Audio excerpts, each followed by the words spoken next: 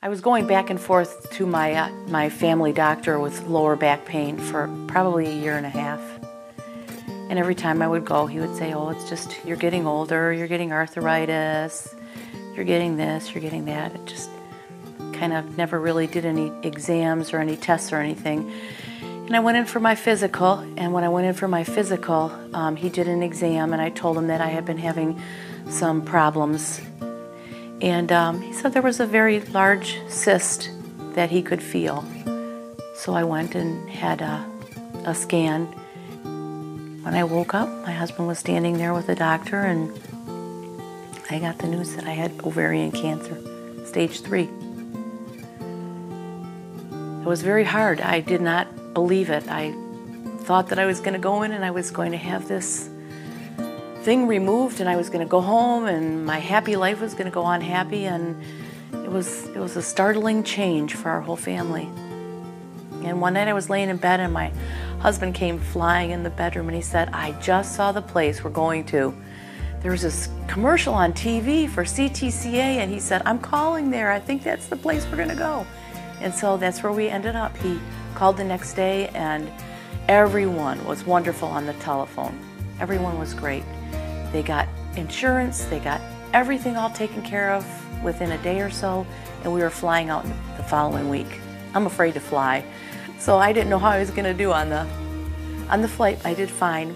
And when I walked through the doors, I kind of felt like I was in the right place, but I was still very sick, and I didn't know if I was or not.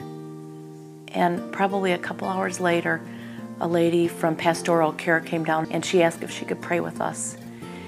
And at that moment when she prayed with us, I don't know, I felt something. I knew then I was in the right place. My oncologist was Dr. Williams, and she right away, she's a very, very emotional person and a very loving, kind person, and she said, I don't see anywhere written on this paper the day that you're going to die. So she said, you need to get that out of your head right now. I was in remission for that whole year. It was wonderful. And then the cancer decided to come back. And when I went back to the hospital, Dr. Williams wanted to introduce me to Dr. Brown. And they offered me a surgery called HIPEC. And along with the surgery, they were able to take my cancer and send my cancer to France, and it was turned into a vaccine. They don't give up on you. They don't stop caring. They don't stop looking and researching and trying to find a way to help you. People tell me that I inspire them, and I get my inspiration from other patients at the hospital. Jim, he's my limo driver, and he's been like my limo driver forever. And he's like my best friend. We know so much about each other's lives. He is such a blessing to me because he always has a smile. He always has a hug.